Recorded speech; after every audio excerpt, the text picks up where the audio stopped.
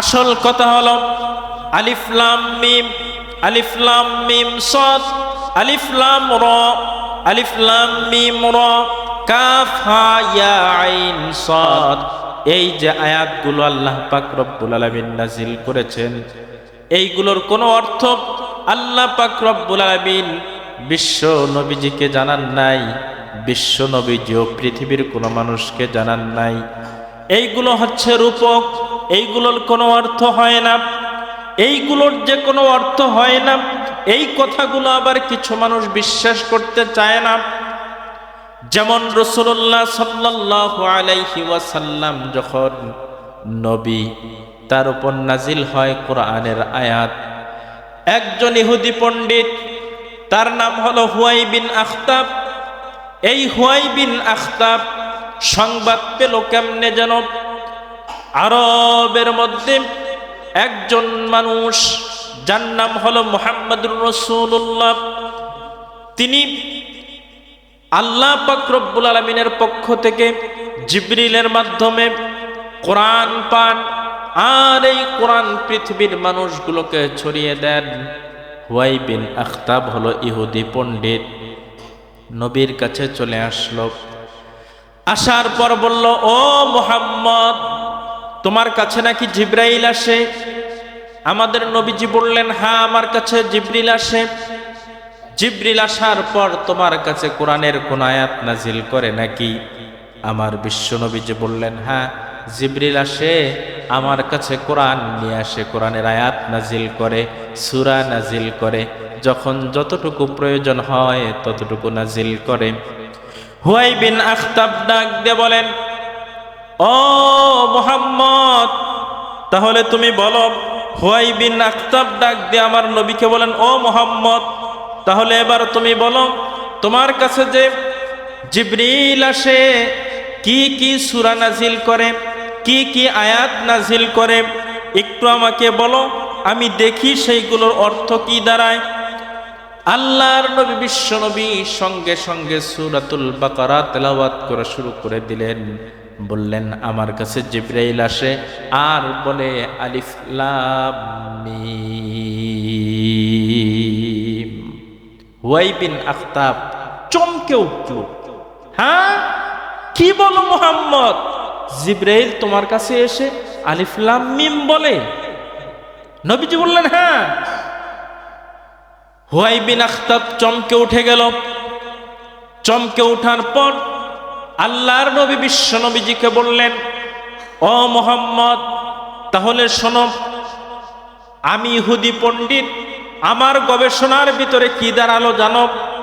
আমার নবীজি বললেন, না, তোমার গবেষণায় কি দাঁড়াইছে আমি তো জানি না। হুয়াই বিন আখতাব ইহুদি পণ্ডিত ডাক দিয়ে বলে, ও মুহাম্মদ, তাহলে শোনো, আমার গবেষণার ভিতরে দাঁড়াইলো হরফের মান নির্ণয় করে।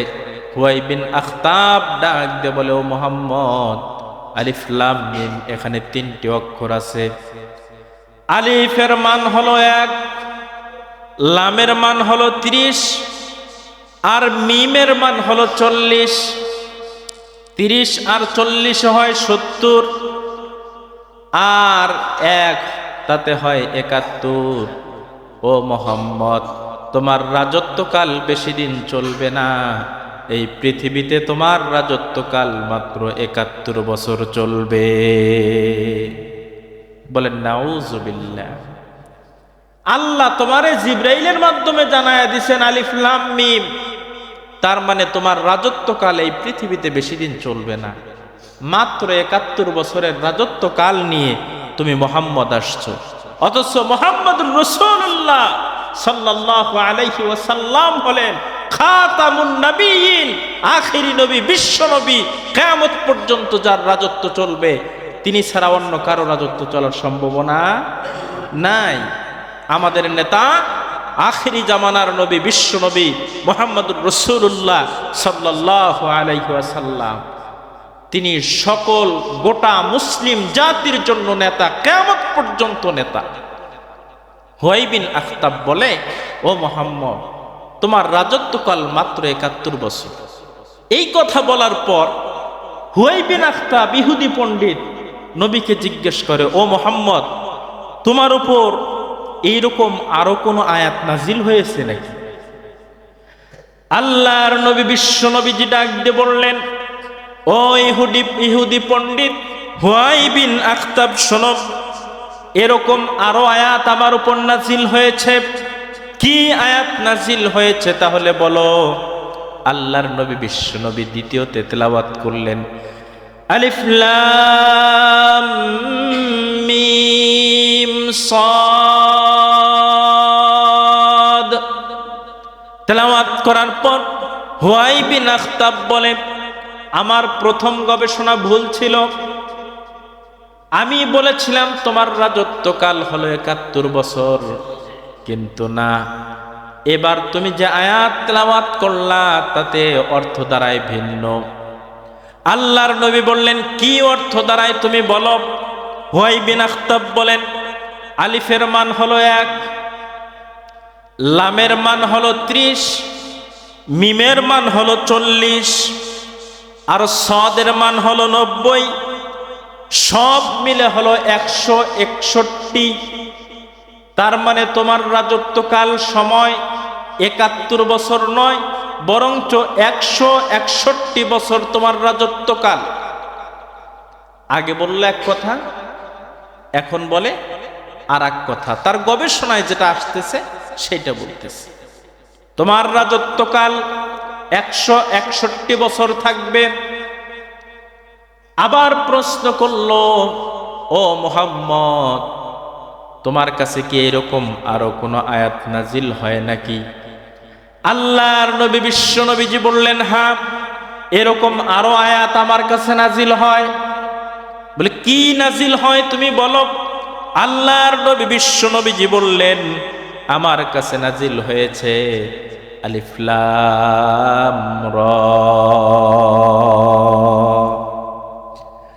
হুয়াই বিন আখতাব বলেন, প্রথম ২ বার গবেষণা করেছি, ২টা গবেষণাই আমার ভুল ছিল। এবার যেটা বলবো এই গবেষণাটা সঠিক। নবীজি বললেন, বলো তোমার গবেষণায় কি বলে। আলিফের মান হলো ১, লামের মান ৩০, আর রর মান হলো ২০০। এই মোটে হলো ২৩১। ও মুহাম্মদ, তোমার রাজত্বকাল হবে ২৩১ বছর। দেখেন, একবার বলল ৭১ বছর, আর একবার বলল ১৬১ বছর, এবার বলতেছে ২৩১ বছর। এরপর হুয়াই বিন আখতাব প্রশ্ন করে, ও মুহাম্মদ, তোমার উপর এইরকম কি আরো সূরা নাজিল হয় নাকি, আরো আয়াত নাজিল হয় নাকি? আমার নবীজি বললেন, হ্যাঁ, এরকম তো আরো আয়াত আমার উপর নাজিল হয়। আলিফ লাম মিম র। হুয়াই বিন আখতাব বলেন, আলিফের মান হলো ১, লামের মান ৩০, মিমের মান ৪০, রয়ের মান হলো ২০০। এই মোট হলো ২৭১। তার মানে তোমার রাজত্বকাল হবে ২৭১ বছর। আগে যে ৩টা গবেষণা আমি করেছি ওই ৩টাই ছিল ভুল, এবারেরটা হলো সঠিক। তাহলে প্রথমবার বলল মুহাম্মদ সাল্লাল্লাহু আলাইহি ওয়াসাল্লামের রাজত্বকাল হবে ৭১ বছর, তারপর বলল ১৬১ বছর, তারপর বলল ২৩১ বছর, এবার বলতেছে ২৭১ বছর। এই কথা বলার পরে হুয়াই বিন আখতাব বলে, ও মুহাম্মদ, থামো, আমি যে ৪বার ৪টা গবেষণা করলাম ৪টেই ভুল, এইবার যেটা বলবো সেইটা সঠিক। নবীজি বললেন, আচ্ছা বলো, তোমার সঠিক যেটা গবেষণা সেইটা বলো। হুয়াই বিন আখতাব বলে, এই যে তুমি ৪টা আয়াত নাজিল করলা, ৪টা আয়াতের আমি গবেষণা করলাম, এবার সবগুলো যোগ হবে, একত্রিত করতে হবে। নবীজি বললেন, ঠিক আছে, যোগ করো, একত্রিত করো। সবগুলো যোগ করে একত্রিত করে এবার হুয়াই বিন আখতাব ইহুদি পণ্ডিত বলেন, সব মিলে হলো ৭৩৪। ও মুহাম্মদ, তোমার রাজত্বকাল এই পৃথিবীতে চলবে ৭৩৪ বছর। সুবহানাল্লাহ বলেন। এবার 734 বছর পর্যন্ত রাজত্বকাল চলবে।